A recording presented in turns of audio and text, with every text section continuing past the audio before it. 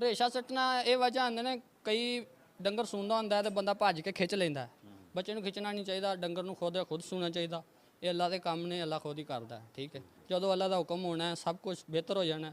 ਦੂਸਰੀ ਗੱਲ, ਕਈ ਡੰਗਰ ਨੂੰ ਗਰਮ ਇੰਨੇ ਕੁ ਹੀਟ ਕਰ ਦਿੰਦੇ ਨੇ ਕਿ ਉਹ ਅੰਦਰੋਂ ਬੱਚੇਦਾਨੀ 'ਚ ਜਿਹੜਾ ਰੇਸ਼ਾ ਹੈਗਾ ਰਹਿਮ ਦੇ ਵਿੱਚ, ਉਹ ਸਾਰਾ ਮੈਲਾ ਹੈਗਾ, ਉਹ ਰੇਸ਼ਾ ਬਣ ਜਾਂਦਾ ਅਤੇ ਉਹ ਫਿਰ ਉਹ ਡੰਗਰ ਦੁੱਧ ਨਹੀਂ ਵੱਧਦਾ ਜੋ ਤੱਕ ਉਹ ਰੇਸ਼ਾ ਬੰਦ ਨਾ ਹੋਵੇ। ਅਗਰ ਉਹ ਰੇਸ਼ਾ ਸੱਟ ਰਿਹਾ, ਹੁਣ ਤੁਸੀਂ ਅੱਧਾ ਕਿਲੋ ਚਣੇ ਲੈਣੇ ਨੇ ਭੁੱਜੇ ਅਤੇ ਪਾਈਆ ਸੌਂਫ ਲੈਣੀ ਹੈ, ਉਹ ਕੁੱਟ ਕੇ 2 ਡੰਗ ਦੇਣੀ ਹੈ, ਇਨਸ਼ਾ ਅੱਲਾਹ ਤਾਲਾ ਰੇਸ਼ਾ ਦਾ ਮਸਲਾ ਕਲੀਅਰ ਹੋਏਗਾ। ਰੇਸ਼ਾ ਦਾ ਮਸਲਾ ਕਲੀਅਰ ਹੋਏਗਾ ਤਾਂ ਡੰਗਰ ਦੁੱਧ 'ਤੇ ਆਏਗਾ, ਨਹੀਂ ਤਾਂ ਦੁੱਧ 'ਤੇ ਨਹੀਂ ਆਏਗਾ।